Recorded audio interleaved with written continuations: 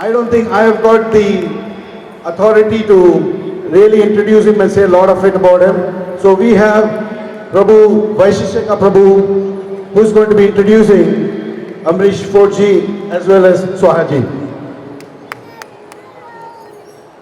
Before he starts, I just would like to get Sridhar ji, please bring the art contest winners as well as the costume contest winners as quick as you can possible near the stage. It is a great honor for me to introduce you today. My dear friend Ambarish Ford and his beautiful wife Swaha. Personally, I've never met a kinder, gentler soul. He joined the Hare Krishna movement in around 1974, and coming from an exalted family, well known all over the world, he's used his wealth and fame to help spread the glories of Krishna all over the world.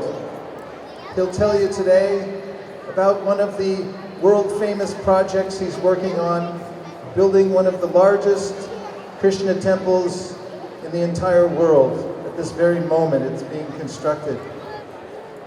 He and his wife travel all over the world and speak to people about how, by giving to Krishna, one's wealth, knowledge, integrity, and happiness increases.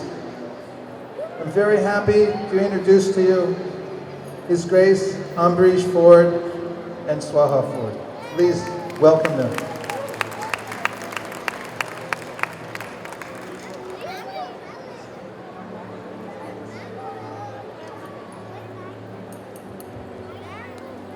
Hare Krishna. Hare Krishna. Jai Shri Radhe Shyam. Happy Janmastami to everybody. Thank you very much for inviting us here to this wonderful festival. And I've been asked many, many times, how did I get involved in so-called Hinduism or Hare Krishna? So I thought I would talk just a little bit about that. You know, I was brought up in a very wealthy family. We were Christian, Episcopalian. We used to go to church once a week. But somehow or other, nothing really I didn't catch on to anything. There was something missing in my life. There was so much wealth and opulence, but there wasn't a lot of happiness. So I thought that there was something missing, and that thing that was missing that I thought was some sort of spiritual answer. But everywhere I looked, I couldn't find what that answer was. And during the 1960s, 68, I went to college. It was a hippie revolution. There were many hippies, and they were just experimenting with different things and different lifestyles. And there was a great interest in India and Eastern philosophy. So I did investigate different philosophies from India, and none of it really clicked.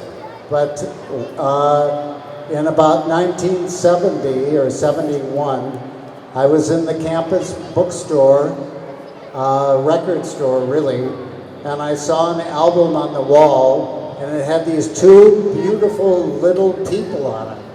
And I didn't know what they were, but it was the Radha Krishna album produced by George Harrison. So I was attracted by these beautiful little deities that were on the front of it. So I bought the album and I took it home. And I put it on, and the first song is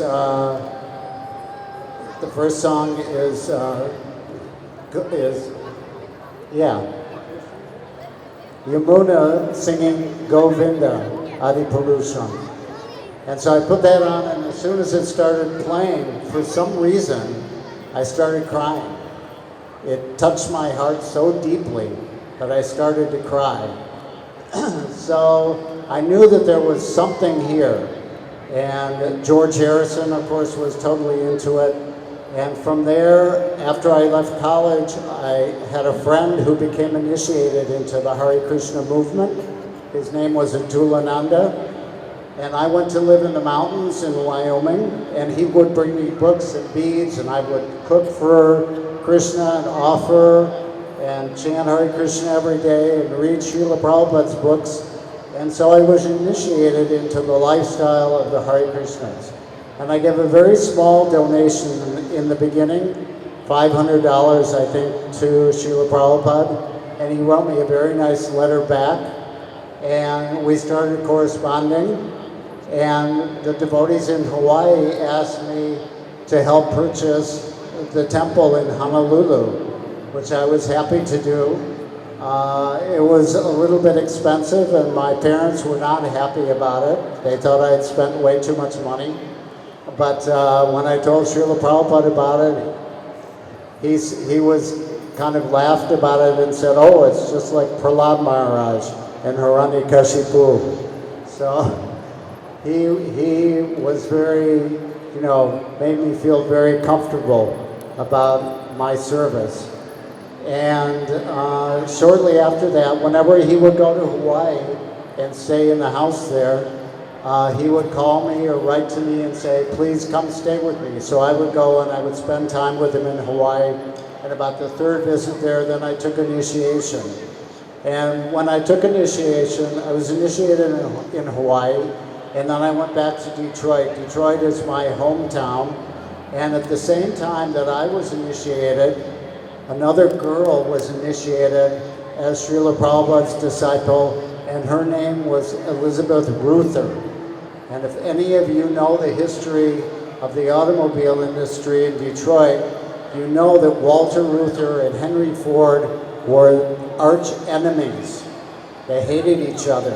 Walter Reuther represented the labor unions, and Henry Ford represented the corporate entities. So they were big, big enemies, and they got in huge fights, bloody fights, not personally, but they're thugs. So his daughter, Elizabeth Reuther, she and I were initiated at the same time, and it was a big, big story in Detroit. So on the front page of the Detroit newspaper, there was a big picture of me with my beads, chanting Hare Krishna, and a big story about how I'd become Hare Krishna. So my parents were not happy about that at all. And so they called me and they threw me out of the house. So I was a little bit chagrined, what am I going to do now? But my grandmother, Mrs. Etzel Ford, read the article, and she called my mother and said, oh, it's a very nice article. Don't kick him out of the house. So she came to the rescue, and I was allowed back in. So I always give credit to my grandmother. And from that time, Srila Prabhupada would come to Detroit, and I would spend time with him. And in 1976, he asked me, he was describing the project that he wanted to do in Sri Dham Mayapur. Sri Dham Mayapur is the birthplace of Chaitanya Mahaprabhu. Chaitanya Mahaprabhu is the Yuga avatar. He came to this planet over 500 years ago and introduced the chanting of Hare Krishna, which we heard tonight and which we hear all around the world in every town and village. So it was introduced over 500 years ago by Chaitanya Mahaprabhu, and Srila Prabhupada wanted to build a very, very big temple there so people would come visit and take advantage of the spiritual atmosphere and the mercy of Chaitanya Mahaprabhu and Lord Nityananda. So he asked me what I thought about the idea, and I said, oh, I think that's a wonderful idea. He said, oh, you like it too, so you can help finance. And I went, oh. I didn't even know where Mayapur was at that point. So, but anyway, he's my spiritual master, so he planted the seed in my heart. And even though I didn't know where Mayapur was, and it took years for me to go visit there, and we had many, many difficult times because the government in West Bengal was communist, and they hated Iskcon, so there was a war going on between Iskcon and the West Bengal communist government. For years and years and years that went on, and the project didn't go anywhere. But eventually, that government was taken out, and the Congress government came in or the, I don't know what the name was, some other branch of Congress Party. But anyway, they're much more friendly, Mamta Banerjee, much more friendly. And we started on the project in 2006 and 7. That's when we started putting the pilings in.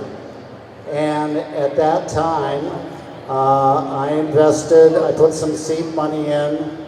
You know, it was around $25 million. So it was a good chunk of money that I put into the project. And it was right at the time that Ford Motor Company was just about to go bankrupt. And the whole world was going into an economic downturn, 2007, 2008. So I was a little bit nervous, as they say, about how is this going to work out. But I'm here to tell you it worked out beautifully. Because Krishna is not a poor man. And if you take a risk to serve Krishna, you will never be the loser. So, Hare Krishna. Exactly. So we started the project in 2006, 2007, and we put some seed money in, and the project just took off. And I've always said that this project, because it's transcendental, and it's the will and the desire of the pure devotees and the previous acharyas, that it has a life of its own. It's like it's not that because we want to do it, it will happen. It's because Prabhupada wants to do it, Lord Nityananda wants to do it, then it will happen. And it will move forward on its own volition. And it has been moving forward.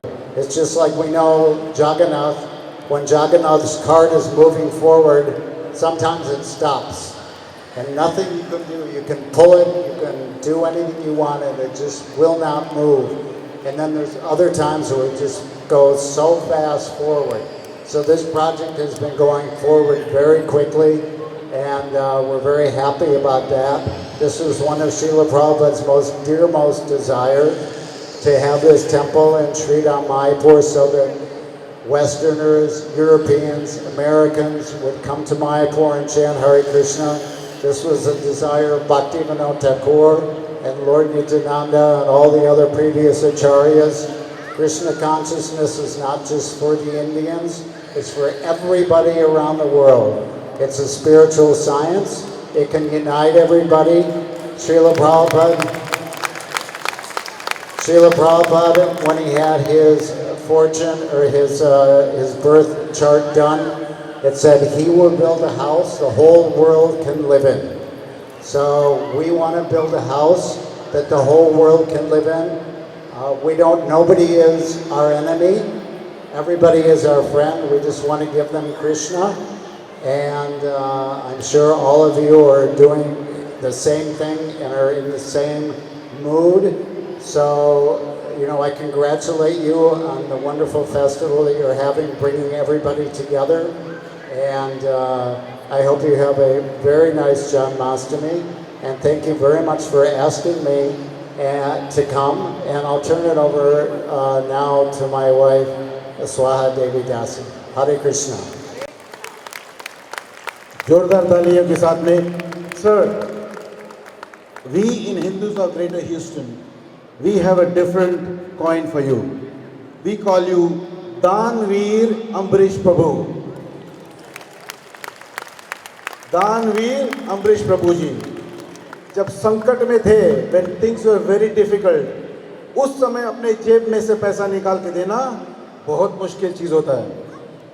वो कर दिखाए ये, इसीलिए इनको कहते हैं दानवीर अम्बरीश प्रभु जी। तो जोरदार तालियों के साथ में अम्बरीश जी के लिए।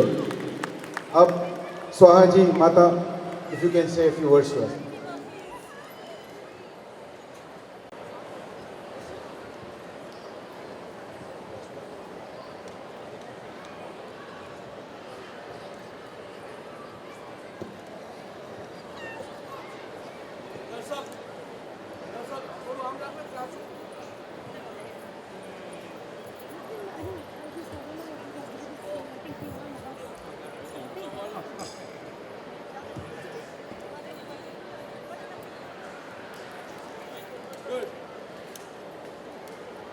हरे कृष्णा गुरुजनों माताओं भाइयों बहनों and it's working. I have to close it. Okay. All right. I got the memo now. Okay. I'm so honored to be here for this grand celebration, and I consider it my privilege to speak a few words for this historic occasion. And when we were coming here, I didn't know what to expect, but it really warms my heart to see all these different temples coming together in such a friendly manner and uniting and celebrating Lord Krishna's Janmashtami together. This is what really Krishna wants from us, because he is God for everybody and we are his children. So as a parent, he doesn't like strife between his children. So when we unite and come together, it's pleasing Krishna in the most meaningful way. And I'm also very, very impressed with the youth. I was told that they do such a wonderful job of volunteering for different activities, taking charge of the younger children and managing all the hundreds and thousands of pairs of shoes. It's not an easy task. But it's so nice to see everyone engaged in service, because service is our nature. That's what Prabhupada came to remind us, that we are eternal servants of God. And when we engage in serving God, then we feel fulfilled, because we are all parts and parcels of Krishna, and when we serve together, is the most pleasing thing for him. And there are many stories. I saw this beautiful book display, and Srila Prabhupada's books, there are so many instances, like the Prachetas, and who pleased Krishna because they were 10 brothers and they were all cooperating and following the instructions. So we are really, really very honored to be celebrating this year Srila Prabhupada's arrival 50 years ago. He left the most wonderful surroundings in the Radha Damodar temple in Vrindavan and took up this very difficult task at ripe old age of 70, and only on the order of his spiritual master, Srila Bhakti Siddhanta Saraswati Thakur, who was a Vaikuntha person. Only he could see into this, all the people like Srila Prabhupada. When he came to see Bhakti Siddhanta Saraswati Thakur, it was 1922 and India didn't even have independence. So he said, when Bhakti Siddhanta Saraswati Thakur ordered Prabhupada that you should be preaching in the English language all over the world, so Prabhupada said, who's going to listen to us? We are not even an independent country. And Srila Bhakti Siddhanta Saraswati Thakur made this very important point, that this message of Krishna is not dependent on all these external circumstances.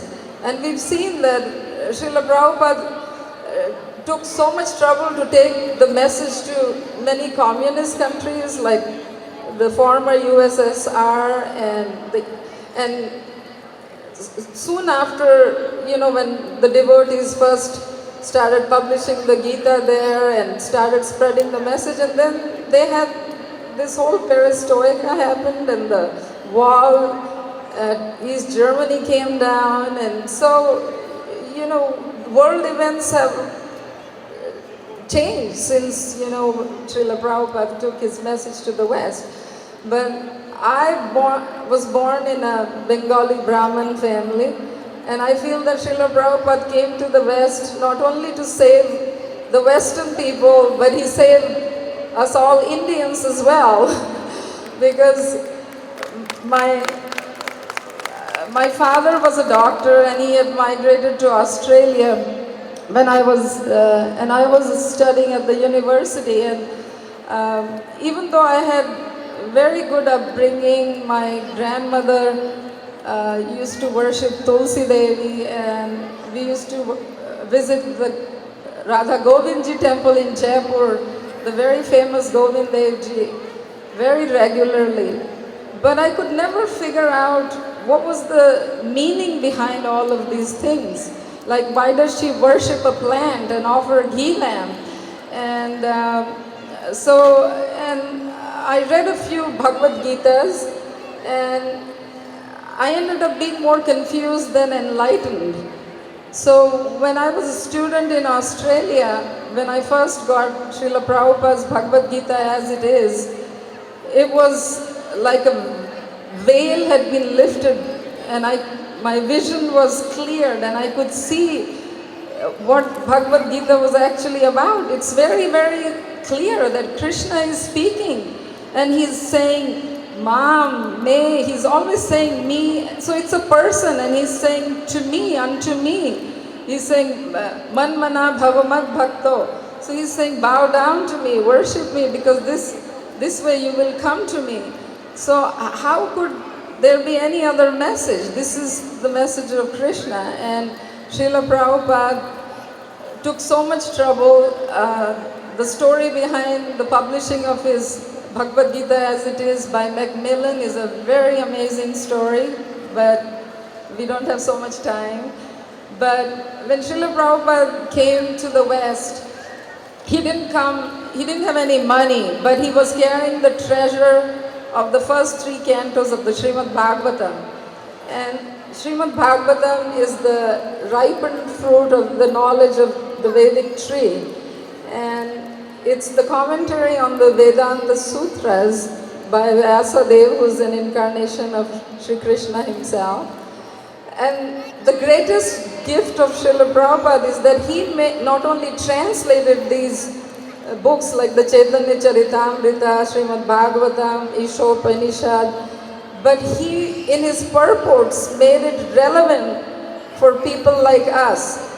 Because the level of English that Bhakti Siddhanta Saraswati Thakur Maharaj wrote in would just go over our heads.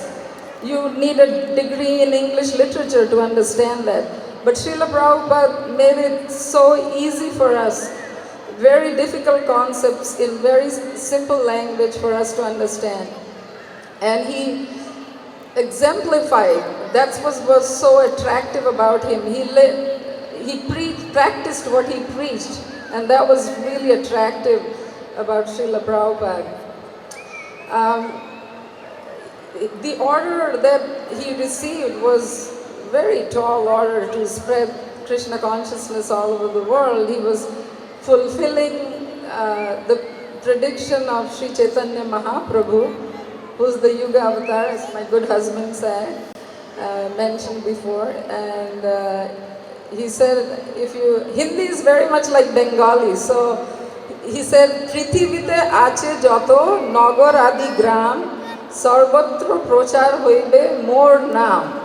So Hindi में होगा जितने भी पृथ्वी में नगर आदि ग्राम हैं, सर्वत्र मेरा नाम का प्रचार होगा. ये तो बहुत मुश्किल काम है, लेकिन because it was spoken from the mouth of Sri Chaitanya Mahaprabhu, who is Krishna himself, so if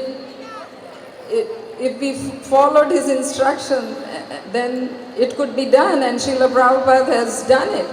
And we recently celebrated his birthday, and one person announced all the stats, like there's now 600 temples, 3.5 billion plates of prasadam has been distributed, and many, many really amazing stories about how Krishna consciousness has touched the lives of people in places as remote as the Amazon jungles of Brazil. Should I keep going or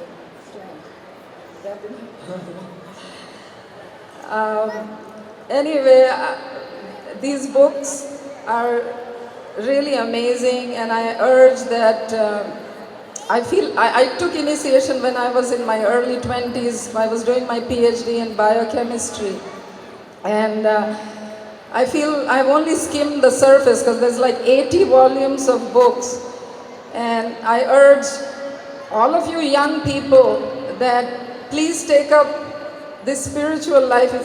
It's very sublime and it's enjoyable. You chant, dance, take prasadam together, and this knowledge has to be inculcated from a very young age, because Prahlad Maharaj says, Kaumaram acharet pragyo. Kaumaram means ages of 4 to 5, and he was teaching this message to the sons of the other demons. So we don't have so much difficulty, we are amongst friends. So we should do bodhayantam parasparam. We should read the books, discuss them, come together and hold some contests like they did in India. They did a Gita contest.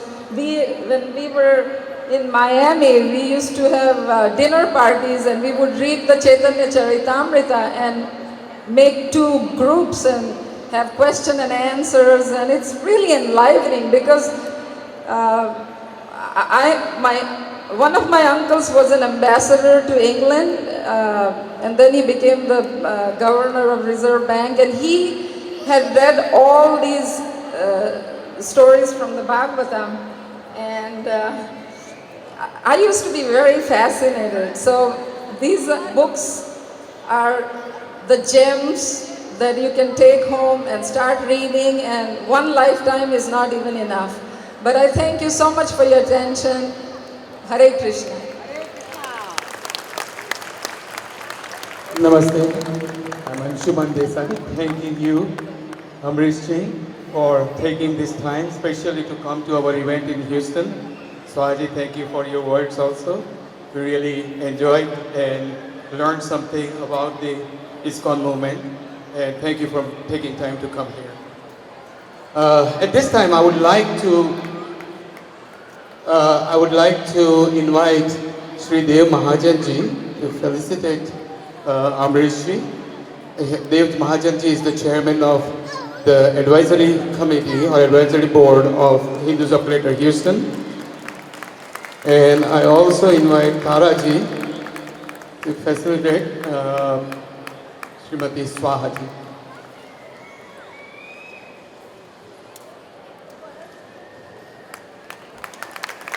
Thank you, Devji. Thank you, Taraji. And I think probably it's appropriate to ask you all for a round of applause for the organizers. I think wonderful job done, beautiful energy, and I think a lot of us